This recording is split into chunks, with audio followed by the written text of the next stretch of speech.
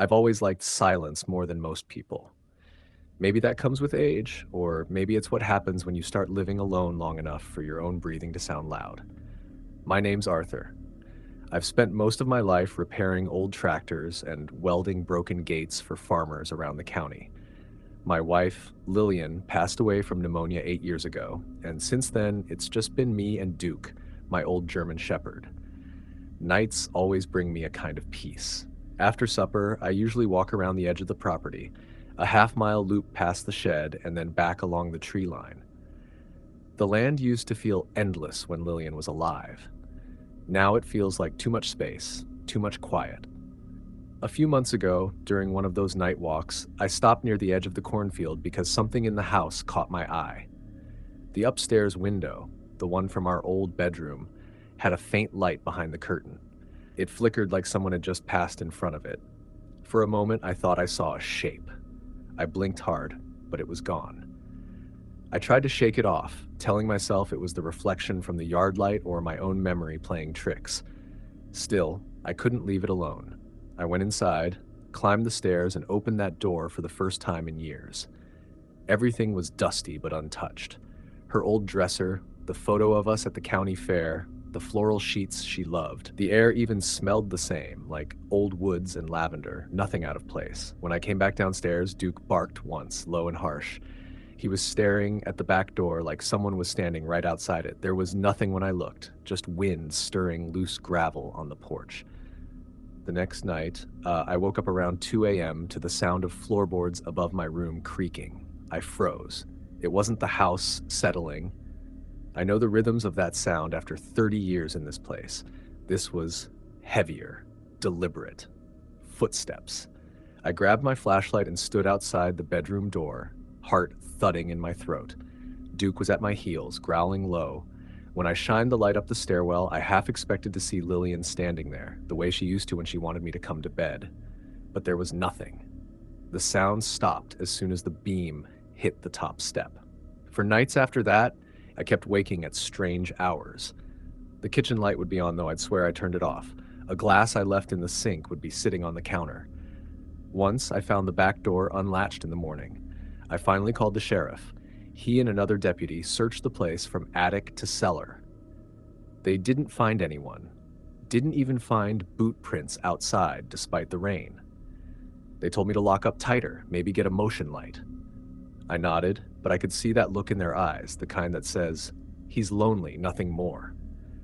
About a week later, I went up to the old bedroom again. I can't even explain what made me do it. Maybe I wanted proof that I wasn't losing my mind. The moment I opened the door, my stomach dropped. The closet was open, and there were clothes scattered across the floor, Lillian's dresses, the ones I'd packed into boxes in the attic after the funeral. And then I smelled something faint, unfamiliar, a mix of dirt and shampoo. I remember whispering, "Who's there?" The air moved behind me, and in the mirror above the dresser, I saw a blur of motion. I spun around and caught sight of a small figure, a woman, maybe in her 30s, bolting out the door. I ran after her, down the stairs, out the front door, shouting. By the time I reached the gravel drive, she was gone. The only sound was the rustle of corn in the wind. No footprints, no lights from the road. I started locking every door with a heavy latch, keeping the rifle loaded beside the nightstand. I barely slept. Duke paced every night, his nails clicking on the floor. Sometimes I'd find him staring up the stairs, teeth bared, growling at nothing. A month went by like that, no sign of her again until last night. I was sitting in the living room, half asleep in the recliner, when I felt something, like being watched. I looked out the window. Under the moonlight, there was a figure standing at the edge of the yard, facing the house. I couldn't make out her face, but my blood went cold when I noticed she was wearing one of Lillian's old sweaters. I rushed for the rifle and threw open the door, shouting before I even got outside. Duke barked like mad. She didn't move at first, just stood there as if she wanted me to see her clearly. When I fired a round into the air, she finally turned and ran toward the back field until she disappeared into the dark. This morning I found footprints along the corn rows. Small, bare feet. I don't know what to make of it anymore. The police think someone's been sleeping in the woods, maybe using abandoned barns. But the way she moved, the way she stood, it felt like she wasn't lost or scared. It felt like she knew exactly where she was. I keep Duke close, the house locked and the lights low. I tell myself it's over, but every time the wind hits the window pane at night, I expect to look up and see her again, wearing my wife's sweater, staring back at me as if she never really left.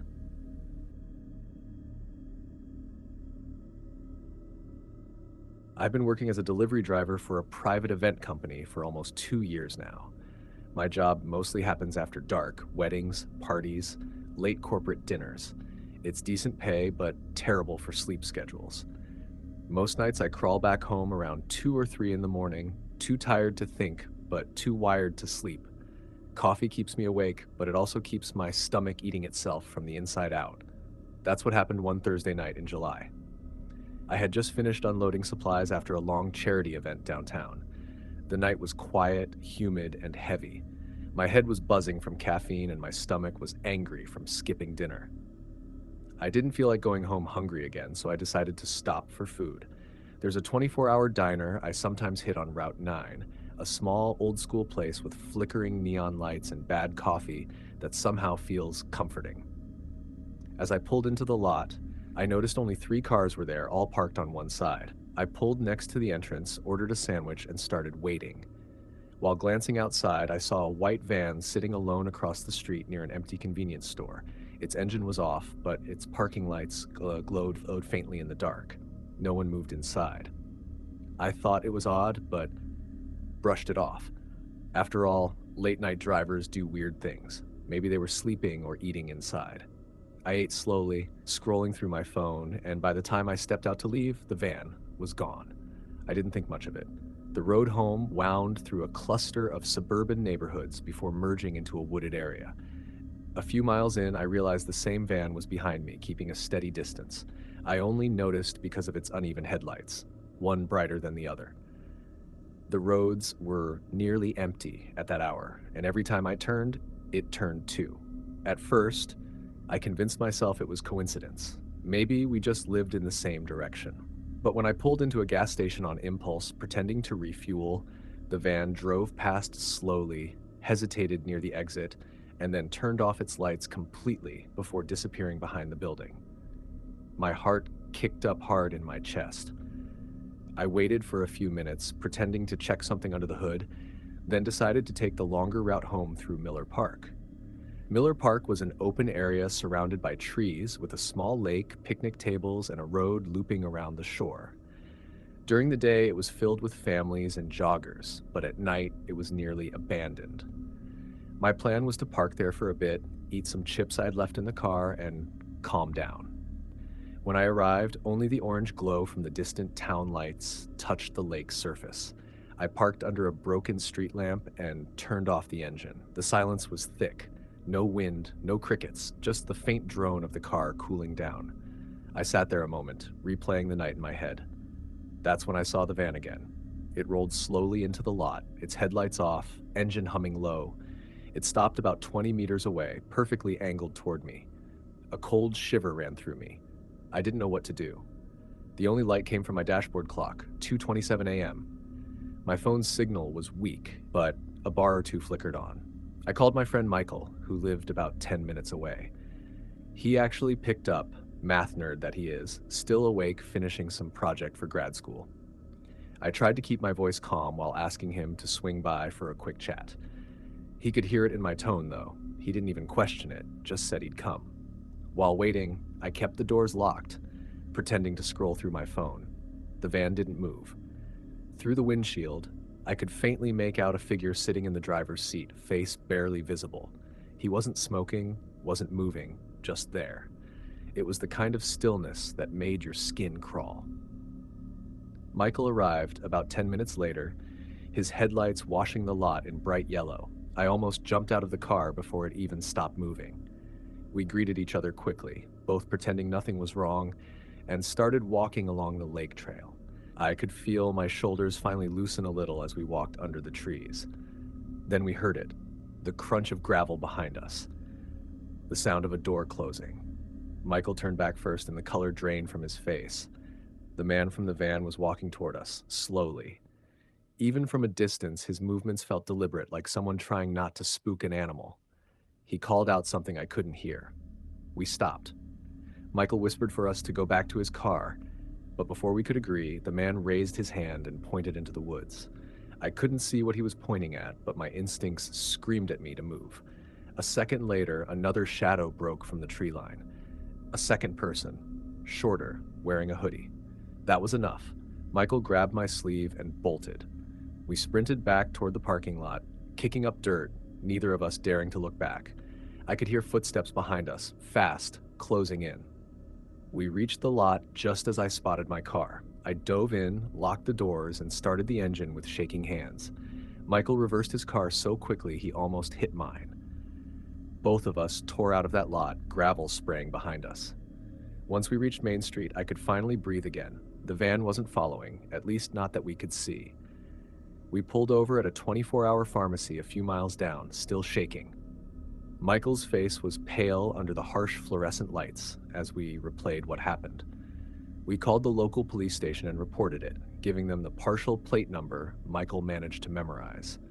They told us a similar vehicle had been reported a few times near isolated areas of the county, tailing cars waiting by parking lots, never long enough to be caught. They suspected it was connected to thefts targeting lone drivers who stop late at night. I didn't go home until sunrise. Even then, I parked a few blocks away and walked to my apartment just to be safe. The next day, I got a call from the police. They said they found the van abandoned in a dirt lot near the lake, doors still open, back seats stripped out completely. Inside, they found a duffel bag with rope, empty bottles, and a set of fake license plates. That phone call left me nauseous. I realized whatever those two men wanted, it wasn't petty theft. It's been over a month now. I stopped working night shifts and refused to drive past that diner anymore. Sometimes I still dream about those headlights appearing behind me, the uneven glow creeping up in the rearview mirror. Every time I think about the sound of those steps on gravel, I feel that same cold fear drill through my chest again. I've learned one thing since that night. If something feels wrong, don't second guess it. Don't convince yourself it's coincidence. Because out there in the dark, sometimes you really are being followed.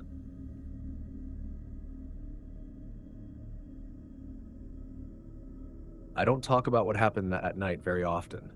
Maybe because it doesn't feel real sometimes, or maybe because no one ever believes you when you say you saw something you can't explain. Still, every time I pass through Ridgeway Street in Upper Darby, my stomach tightens the same way it did that evening. I grew up in a quiet Pennsylvania suburb where excitement was hard to come by. In high school, a few of us made it a habit to explore old, abandoned places. The thrill wasn't about breaking rules, it was about the eerie silence, the sense that time had just stopped inside those structures. One building in particular always caught our attention. Locals called it the Ridgeway Assembly Hall.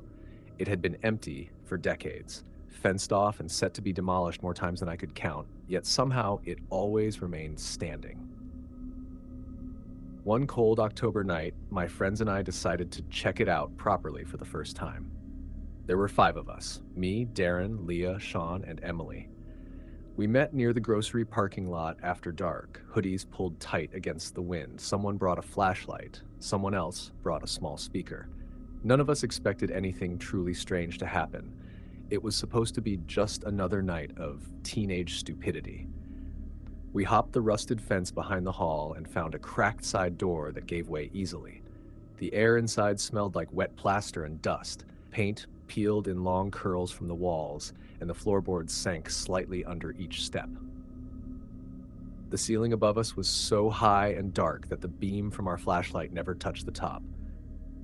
"Creepier than I thought," Leah whispered. Her voice bounced back from the far end of the room. We wandered through the main hall and found a narrow corridor leading to smaller rooms. One was filled with broken chairs, another with old filing cabinets. On the cabinet doors were faded papers dated 1968, maybe church records or meeting schedules. It was hard to tell. Then we reached the basement stairs. Out of all of us, I was the one who insisted we shouldn't go down. The others laughed and said I was being dramatic. In the end, curiosity won, and we went, one by one, stepping onto the concrete steps that groaned under our weight. The basement was colder. You could see your breath if you held the light against your face. The walls were damp and water dripped somewhere in the dark. There were 3 rooms down there, 2 without doors and 1 completely shut. Bet something's in there, Darren joked, nodding to the closed one. I remember exactly what happened next. As he turned the knob, a long creak filled the air behind us. Not from the door he was touching, but from upstairs. It was the sound of another door slowly opening. We went silent. Then came a thud. Heavy, like someone had dropped a beam of wood. Sean swung the flashlight toward the stairwell, and for a half second the beam caught something standing at the top, a tall shape, motionless, almost human. Then it shifted out of view. That was enough. Leah screamed first, and that broke everyone's nerves. We bolted up the stairs, stumbling over each other, bursting through the exit door we'd pried open earlier. Once outside, we all sprinted until we hit the edge of the parking lot, lungs burning from the cold air. No one spoke for at least 10 minutes. Finally, Emily said, "You all saw that, right?" We nodded, every one of us pale as chalk. When I got home, I didn't tell my parents. I didn't sleep much either. The image of that shape at the top of the stairs replayed in my mind all night. A year later, I drove past the place again. The hall had been torn down, replaced by a half-built warehouse. I almost kept driving, but curiosity pulled me to stop. There was a construction worker near the gate, and I asked him what used to stand there. He said, "Old meeting hall, right? Weird place." Foreman told us to dig around for new foundations, and we found a bunch of burnt beams and a big sealed concrete box under the ground, like part of a basement. Had to fill it with gravel to build over it. I thanked him, got back in my car, and pulled away, my hands shaking on the steering wheel. Every so often, when I find myself thinking it was all in my head, I remind myself of something simple. If that figure wasn't real, then why did we all run at the same time? Why did we all see the same thing? I don't know what we found beneath Ridgeway Street. I just know it's better buried.